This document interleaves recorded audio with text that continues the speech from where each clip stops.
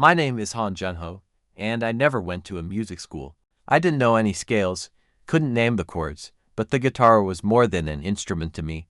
It was the voice of what I could never say aloud. My first guitar came from my uncle. He was a strange man, quiet, always smelling of tobacco and old wood. He rarely played, but when he did, sitting on the balcony with his guitar, the whole house would fall silent. Even the dog would stop barking. Music, he used to say, is not what you learn. It's what you hear when the world grows quiet. He passed away when I was 16. After the funeral, my mother handed me his guitar case, worn, with a frayed handle. Inside, under the lining, I found a small note. Only 3 words written in his crooked handwriting. Play, even if no one listens. Back then, I didn't understand. Later, I understood too well. I grew up in Hongdae, a place where every street has its own melody. There, cafes blend with street stages, students sing under lamplight, and tourists drop coins into open cases without really hearing the music. In Hongdae, music is like air, and even air can make you dizzy. I wandered the streets often, listening to street performers. Some played flawlessly, almost mechanically, fingers dancing with precision. Others had fire, but it flickered, buried under imitation.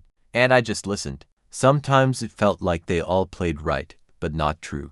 I had no teachers, no sheet music, only quiet evenings by the Han River, when the wind stirred the strings, and I played by instinct. Each note was a search, each movement, a question.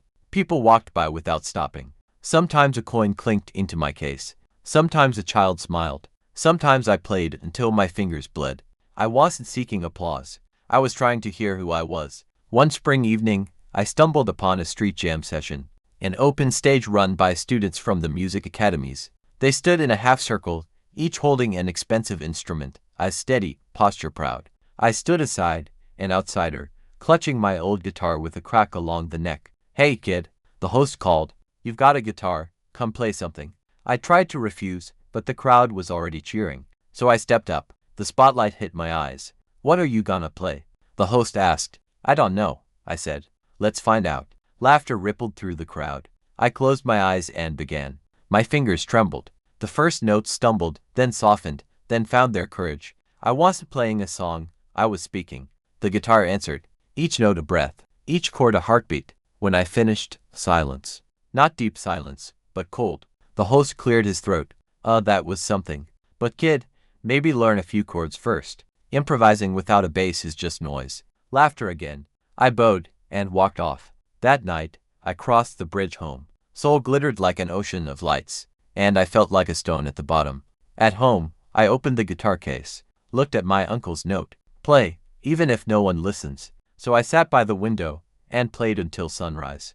And for the first time, I realized I didn't need someone to listen. I just needed the sound to be real. The following months were filled with both silence and sound. I played every day, in the park, by the river, on rooftops. I recorded everything on my phone, listened, deleted, and started over. Music became a language I was only beginning to learn. I could feel, behind the familiar chords, another layer, one not taught in schools. A layer where sound is born not from knowledge, but from honesty. Sometimes people stopped to listen. Once, an old man with a cane stood for a long time, then said, "You're not one of those who learn from books." No.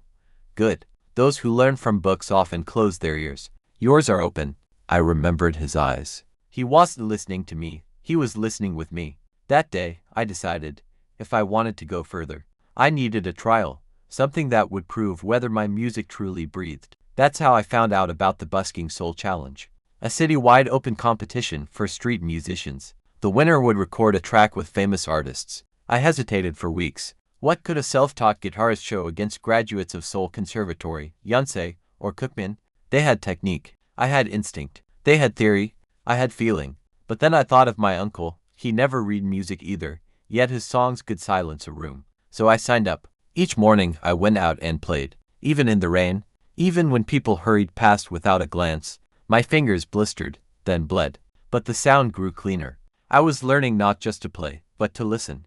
The contest was held in front of Coex Mall. A massive stage, bright lights, cameras, a roaring crowd. Musicians stood everywhere dressed sharp, adjusting tuners, scrolling through tablets of sheet music. I stood among them, in old jeans, clutching my weathered guitar, my heart pounding like it wanted to escape. Dozens of performers went before me, each one perfect, flawless chords, complex runs, impeccable tone. But something was missing. I didn't feel them. When my name was called, the world fell silent inside me. No thoughts, only the sound of my own footsteps on the stage. I sat down, breathed in, closed my eyes, and played. Not a melody, a breath. Not notes, feelings.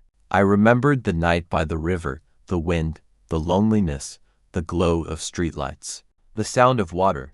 All of it poured into the strings. The guitar spoke. I listened. At first, the audience was quiet. Then someone gasped. Then applause.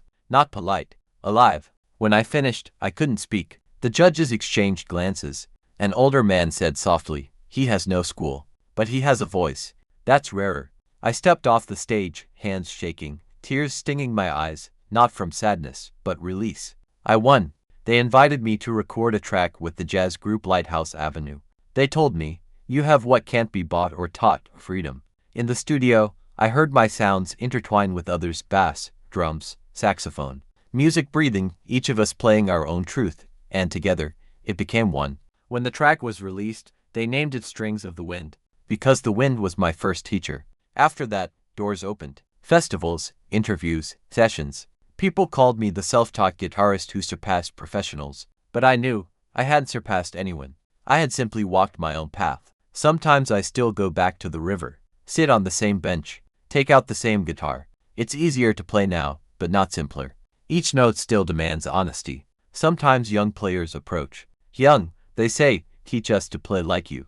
And I smile. "Don't play like you." Music isn't a ladder where someone stands higher. It's a road, and each has their own direction.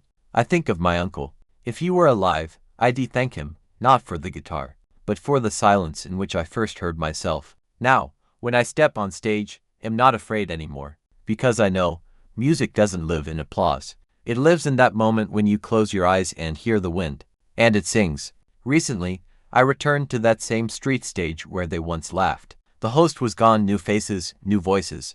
I stood in the crowd, listening as someone played raw, imperfect, but real. When he finished, I approached him and said, "That was real music." He smiled, and in his eyes, I saw myself, 16 years old, with an old guitar and a dream that refused to die. I walked away. The wind brushed across the strings in my case, and I realized a musician's journey doesn't end on stage. It continues in every step, every breath, every sound you hear in the world. Because music is life when it's honest, and honesty is the one note you can never fake.